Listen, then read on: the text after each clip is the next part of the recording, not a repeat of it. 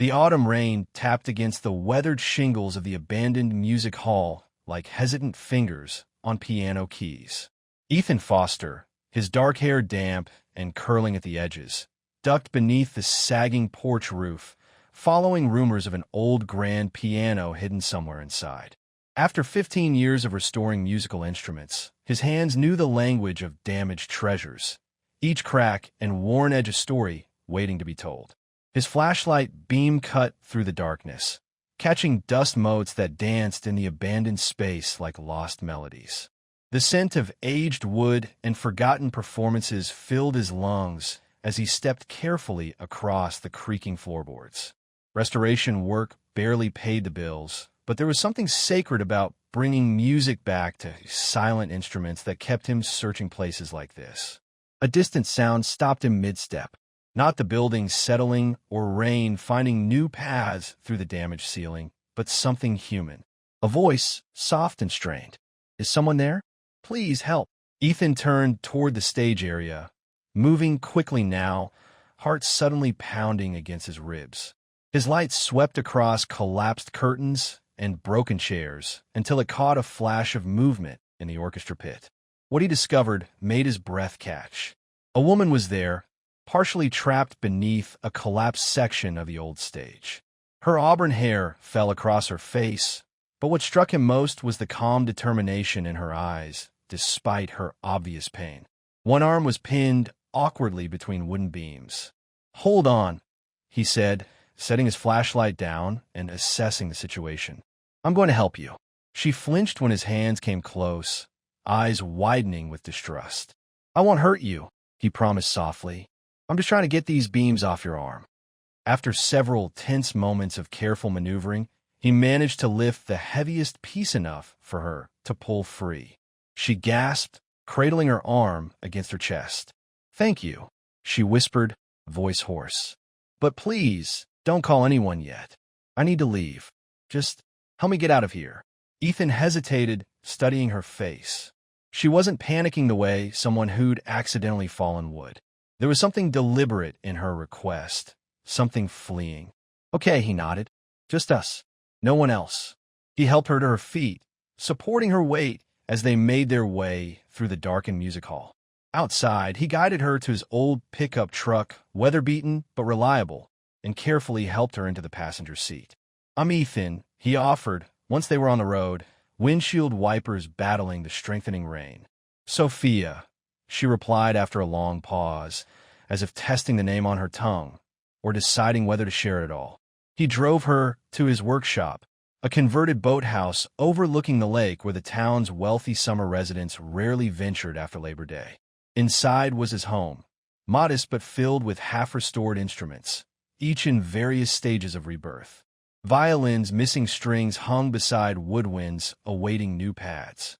A cello leaned against the wall like a silent sentinel. Sophia took it all in with bewildered eyes as he wrapped a blanket around her shoulders and retrieved his first aid kit. "You fix instruments," she observed quietly as he gently cleaned a cut on her wrist. "I tried to," he replied, focused on his work. "Things that others throw away. I find the music still inside them." She watched his hands as they worked, the same hands that coaxed forgotten notes from abandoned instruments, now carefully tending to her wounds.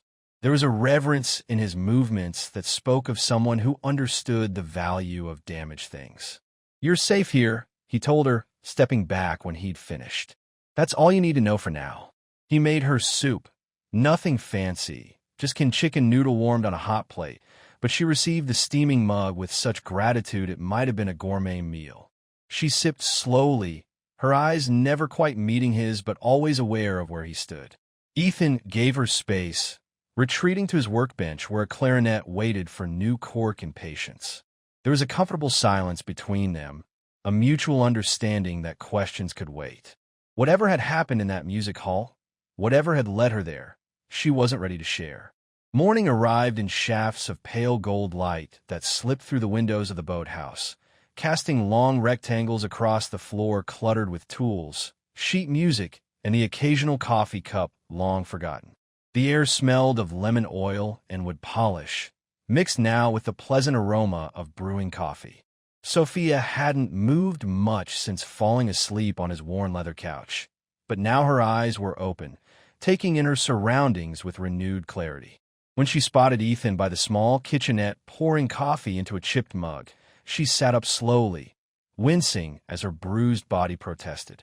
"You're still here," she said, voice clearer now. "Where else would I be?" He replied with a gentle smile, bringing the mug over to her. "It's my home." She accepted the coffee with a nod. "Ethan, right? That's me. I'm Sophia," she said again, this time with more certainty. "Thank you for everything." He nodded once, giving her room to gather herself. After a few sips of coffee, she placed the mug down with a decisive clink. "I should tell you something," she began, eyes fixed on the blanket wrapped around her knees. Ethan settled into a chair across from her, silent but attentive. "I was running away," she admitted. 3 nights ago, I was at a performance, my performance. I'm a pianist, or I was. Ethan's eyes flickered with interest, but he remained quiet, letting her continue at her own pace. After the show, he was there, Maxwell Reed.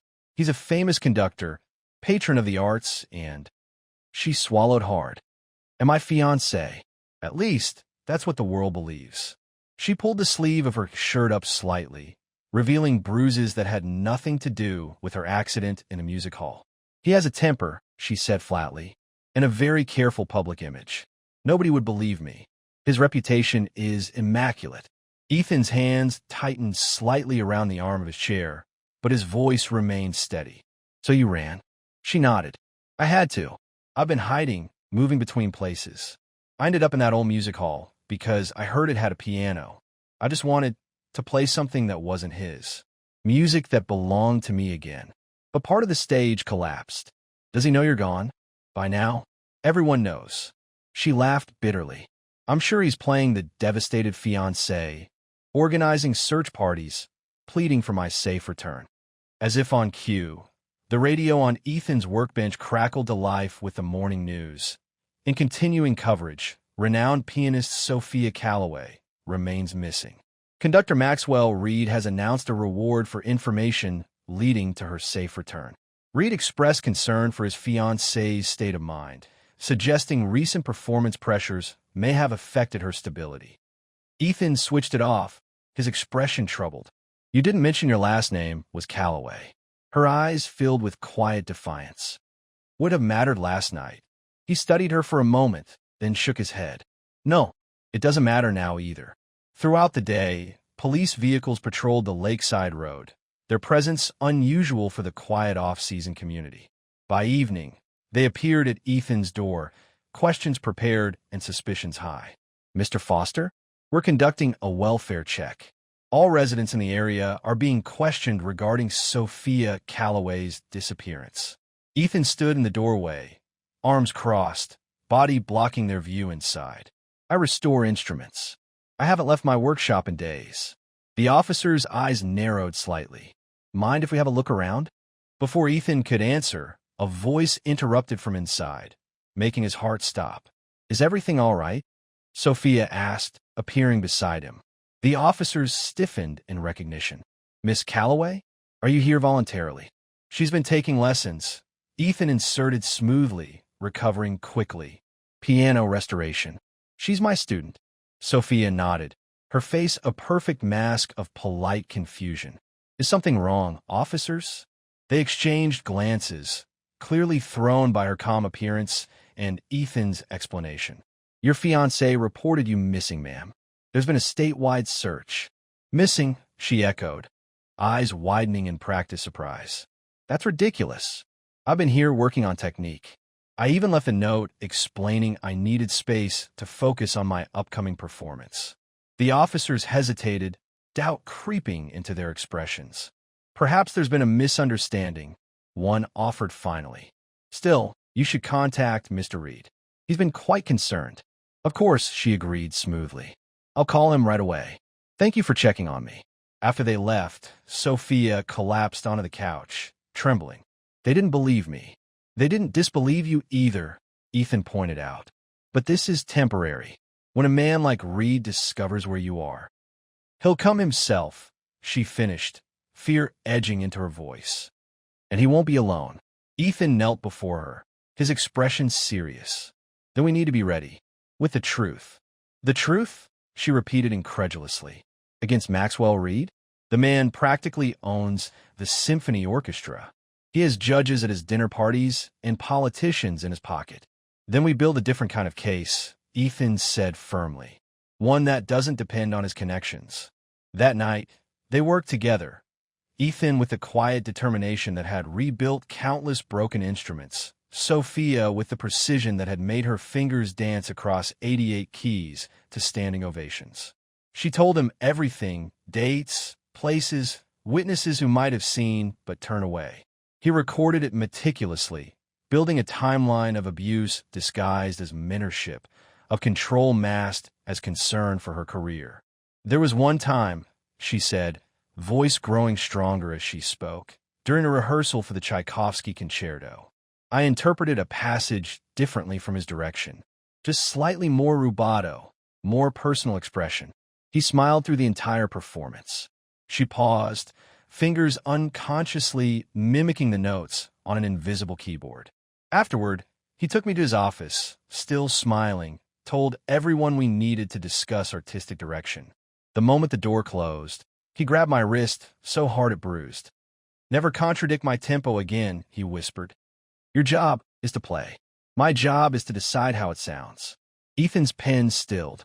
Were there witnesses to the bruises? My dresser, Anna Thompson. She helped me cover them with makeup before performances. She knew, but she was too afraid to say anything. Reed had hired her daughter for the youth orchestra. Name by name, incident by incident, they built their case. When dawn broke, Sophia looked exhausted but somehow lighter, as if naming her fears had begun to diminish their power. What now? She asked. Now, said Ethan, we find Anna Thompson. Finding Anna proved easier than expected. Convincing her to speak was the challenge. They located her at the youth orchestra's weekend practice, a small woman with worried eyes who nearly dropped her clipboard when she recognized Sophia.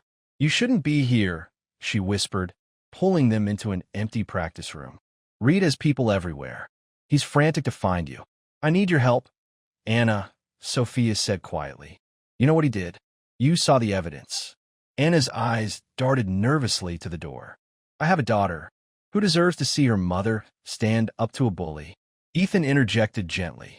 What happens when Reed decides someone else needs to be taught a lesson? Anna's resolve wavered, conflict playing on her face. What would I even say? It would be my word against his. Not just yours, Sophia corrected. Mine, and others, if we can find them. It took 3 more days of careful work. Locating former assistants, a costume designer who'd been fired after questioning a bruise, even a violinist who'd witnessed Reed's rage firsthand. Each story added weight to their case, each voice strengthening their resolve. But Reed was not idle. His influence reached through the community like the roots of an ancient tree, unseen but powerful. People began to whisper about Ethan, suggesting he was obsessed with Sophia, that he had manipulated her fragile emotional state after her breakdown. The local paper ran an article questioning his business, his background, and his motives. Clients canceled restoration jobs. The landlord of his boathouse workshop suddenly discovered code violations that needed immediate attention. He's trying to isolate us, Sophia observed, watching Ethan hang up the phone after another canceled commission. Cut off our support. Ethan's jaw tightened, but he said nothing. Returning to the cello, he was restringing, work that wouldn't pay now, but he couldn't bear to leave unfinished. His hands moved with the same care as always, despite the world closing in around them. I'm sorry, she said softly. This is my fight, not yours. His hands stilled on the cello. Do you know why I restore instruments? She shook her head. My father was a pianist, not famous like you, but talented. He played in hotel lobbies, at weddings, anywhere that would have him. Music was everything. Ethan's voice grew distant with memory. When I was 12, he developed arthritis. His hands betrayed him, note by note. He couldn't bear it, watching something he loved become impossible. Ethan resumed his work, fingers moving delicately across the cello strings. One day, I found him sitting at our old upright piano. He couldn't play anymore, but he'd taken it apart, learned how to tune it, fix the action, replace worn felts. He told me, if I can't make music, I'll make sure others can. He looked up at Sophia, eyes intense. So this is my fight too, because no one should steal music from someone who was born to play it. Not arthritis, not time, and certainly not a man like Maxwell Reed. That night, Sophia sat at the small electric keyboard Ethan kept in his workshop. For the first time since she'd arrived, her fingers touched keys, hesitantly at first, then with growing confidence. She played softly, a Chopin nocturne that filled the boathouse with gentle melancholy. Ethan worked silently at his bench, but she could tell he was listening, his movements occasionally pausing in harmony with particular phrases. You know, she said, still playing? I used to think music was my shield, that if I played perfectly enough, was acclaimed enough, I would somehow be protected. Her fingers faltered briefly before finding their path again. But with Maxwell, my success just gave him more to control. Each award, each good review became another chain. Remember who made you, he would say. Remember who you are, nothing without. The nocturne drifted to its conclusion, the final notes hanging in the air between them. He's wrong, Ethan said simply. Listen to how you play. That's not his. That's you. That's always been you. The next morning brought news both unexpected and inevitable. Maxwell Reed had tracked them down. His sleek black car pulled up outside the boathouse, flanked by two others, one containing his personal assistant, the other a police officer. Ethan and Sophia watched from the window as Reed emerged, immaculate in a tailored suit despite the casual lakeside setting, his silver hair catching the sunlight like a perfectly polished crown. Let me handle this, Ethan said, moving toward the door. No, Sophia caught his arm. Together, they stepped outside, side by side, as Reed approached with the confident stride of someone unaccustomed to obstacles. Sophia, he called, voice rich with apparent concern. Thank God you're safe. I've been worried sick. His eyes flicked dismissively to Ethan before returning to her. It's time to come home now. You've had your episode. The doctors understand. No one will think less of you. Sophia stood very still, her face composed. I'm not having an episode. Maxwell, I'm finally seeing clearly. Reed's expression hardened almost imperceptibly, the mask of concern slipping just enough to reveal the steel beneath. This man has clearly manipulated you. The police are prepared to arrest him for interference. The police, interrupted Sophia, her voice carrying across the quiet lakefront, should be very interested in these. She held up a small flash drive. 15 documented instances of abuse. 8 witnesses are willing to testify. I kept medical records hidden, photographs of injuries, and my own testimony. Reed's face didn't change, but something in his eyes shifted, a predator recognizing unexpected resistance. You wouldn't dare, he said softly. Your career would be over. No orchestra would touch you. Maybe, she acknowledged, but so would yours. And unlike you, I can still make music without an orchestra. The standoff stretched between them, tension vibrating like an over-tightened string ready to snap. Finally, Reed's assistant stepped forward, whispering urgently in his ear. His expression darkened further. This isn't over, he warned, but there was a new uncertainty in his voice. You're making a serious mistake. No, Ethan spoke up. Her mistake was believing she needed your permission to be brilliant. Reed's gaze snapped to him, cold with fury. You know nothing about brilliance. You fix broken things in a shack by a lake. You're nobody. He sees me, Sophia countered. That makes him more than you ever were. Reed hesitated, calculating options, measuring costs. After a long moment, he straightened his already perfect suit jacket. Keep the flash drive. When you're ready to be reasonable, you know how to reach me. He turned and walked back to his car, dignity intact, but power diminished. The police officer, clearly confused by the exchange, followed reluctantly after a nod from Reed. As the cars pulled away, Sophia's composure finally cracked. She sank onto the porch steps, shaking with relief and residual fear. Ethan sat beside her, not touching, but present. He'll be back, she whispered. With lawyers, with spin doctors, with whatever it takes. Probably Ethan agreed. But not today. And when he does, you won't be facing him alone. The following weeks unfolded in a strange rhythm of battle and normalcy. Reed's lawyers sent cease and desist letters. Sophia's witnesses received subtle and not-so-subtle pressure to recant. The press ran stories questioning Sophia's mental state and Ethan's motives. Yet between these storms, life at the boathouse continued with unexpected sweetness. Sophia began playing regularly, not just on the electric keyboard, but on the instruments Ethan restored. Her fingers brought voice to violins, grace to flutes, depth to cellos.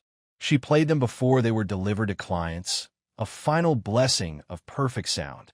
In turn, Ethan taught her the basics of restoration, how to recognize the unique voice of each instrument, how to nurture it back to fullness without imposing his own will upon its character. It's not about making it new, he explained, showing her how to carefully clean the sound post of a violin. It's about remembering what it was always meant to be. Their hands occasionally brushed during these lessons, each touch brief, but increasingly charged with unspoken awareness. They moved around each other with the intuitive harmony of musicians sharing a stage, anticipating needs, respecting space. At night, they would sit on the porch overlooking the lake, planning strategies against Reed's next move while watching fireflies dance above the darkened water. Sometimes they spoke of music, how it had shaped them, saved them, become the language they understood best. Sometimes they sat in comfortable silence, listening to the natural symphony of night sounds. I used to think silence was empty, Sophia confessed one evening as they watched the moon rise over the water. Now I realize it's just a different kind of music. Ethan smiled. My father used to say the same thing about the spaces between notes, that they're not absences but presences just as important as the sounds themselves. Their eyes met in the moonlight, a moment of perfect understanding passing between them. The decisive moment came not with attorneys or court filings, but with music itself. The local arts center, a humble venue compared to the grand concert hall Sophia had commanded, announced a special performance. All proceeds would benefit victims of domestic violence. The featured performer, Sophia Calloway. Reed's lawyers immediately filed an injunction, claiming breach of contract with her record label and management company. When that failed, they attempted to pressure the venue into cancellation. But Reed had underestimated the power of Sophia's truth and the protective instincts of a small community that had come to embrace both her and Ethan. The Arts Center stood firm. Local businesses donated services. Musicians from as far as 2 states away offered to participate in the benefit. The night of the performance, the modest hall filled beyond capacity. People stood along walls, sat in aisles, and crowded the lobby where speakers had been hastily installed to accommodate the overflow. Backstage, Sophia paced nervously, hands flexing at her sides. What if he's right? She whispered when Ethan found her. What if I am nothing without him? Without the prestigious stages and orchestras? Ethan took her hands gently in his, the calluses of instrument repair meeting the sensitive fingertips of a pianist. Listen to me, he said firmly. Music isn't something that belongs to concert halls or conductors. It's what happens when your heart speaks through your hands. That can't be taken from you. Not by him, not by anyone. She searched his face, finding nothing but absolute conviction. When did you know, she asked suddenly, that I wasn't just some random woman in trouble? Was this something more? His thumb traced a gentle circle on her palm. When I heard you play that first night, not because you were famous or skilled, but because I recognized the way music moves through you.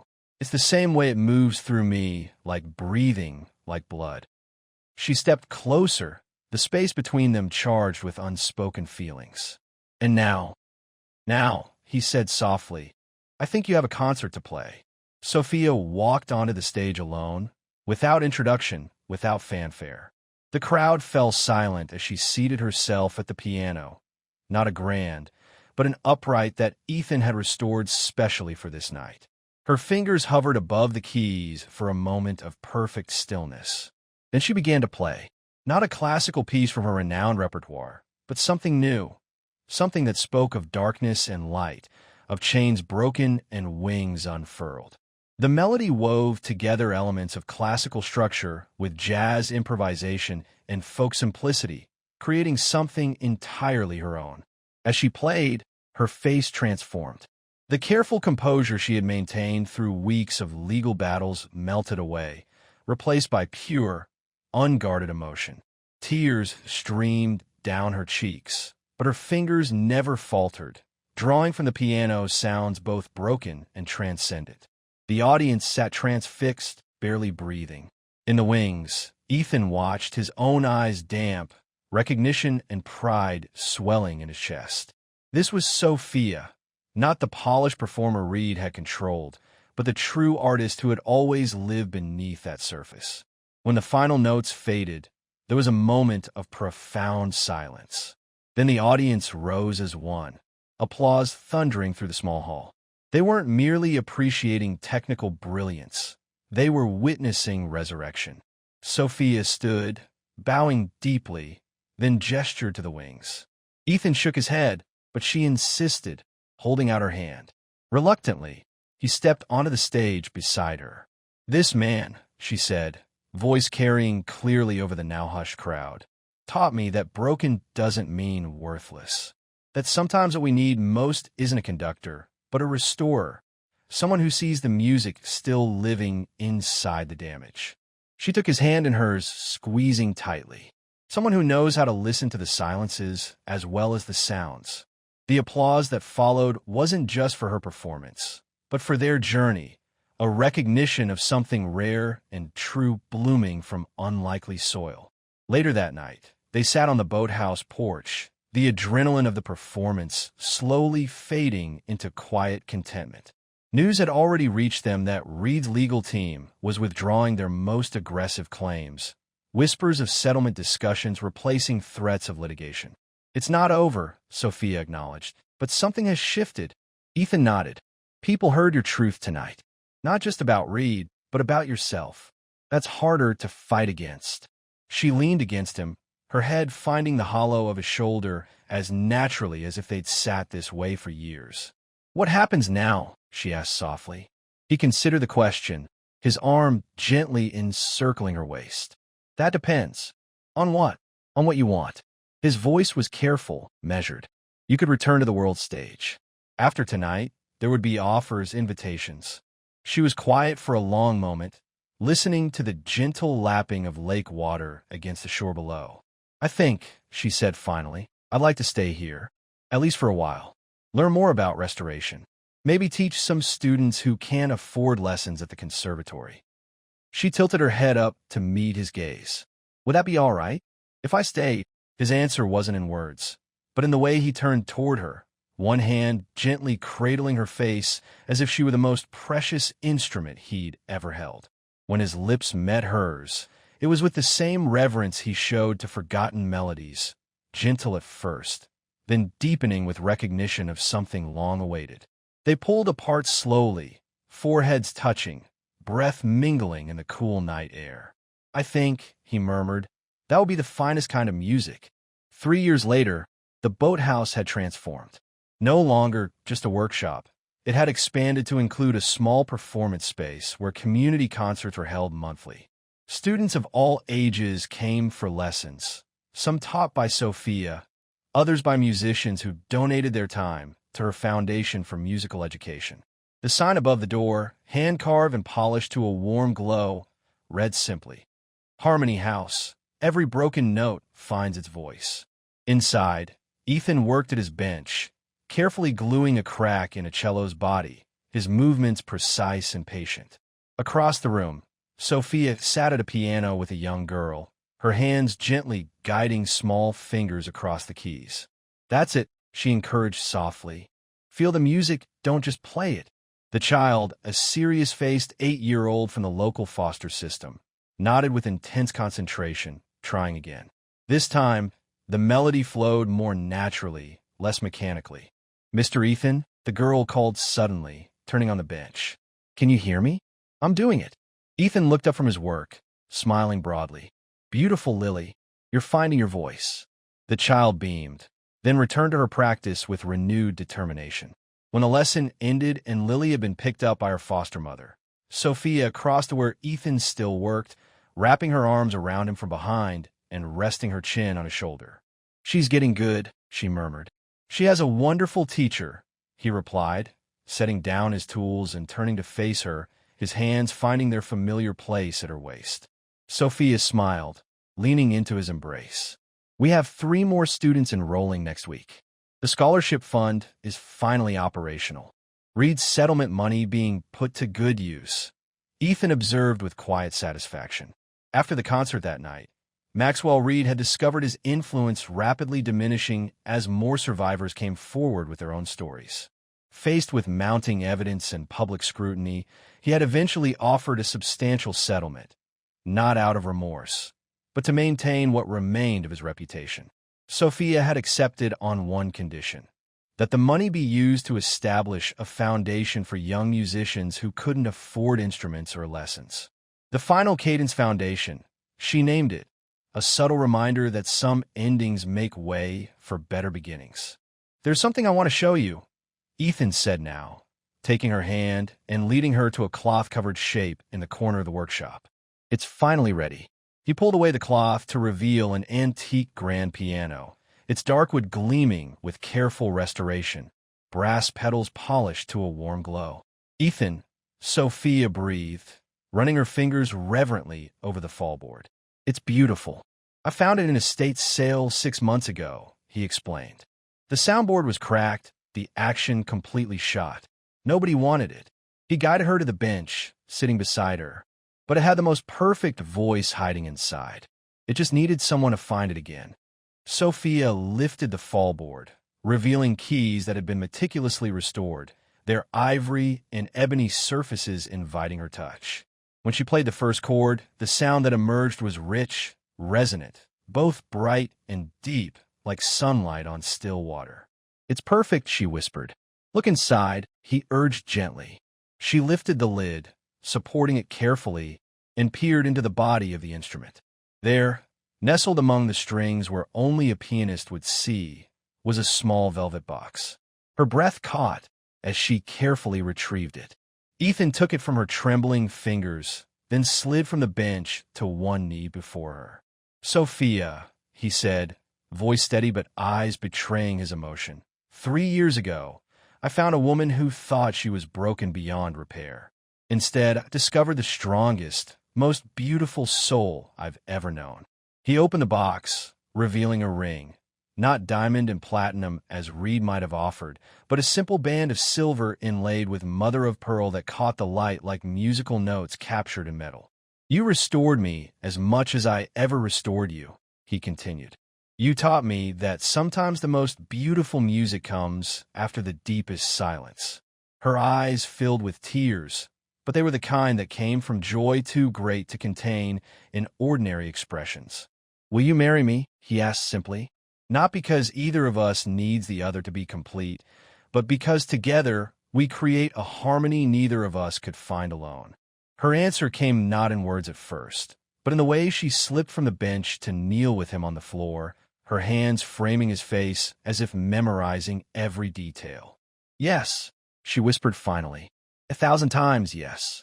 As they held each other in the warm light of the workshop, surrounded by instruments waiting to sing again and the promise of music yet to be played, they knew they had found something rare, a love built not on perfect illusions, but on the beautiful truth that sometimes the most precious things in life are those that have been broken, mended, and made stronger by the joining.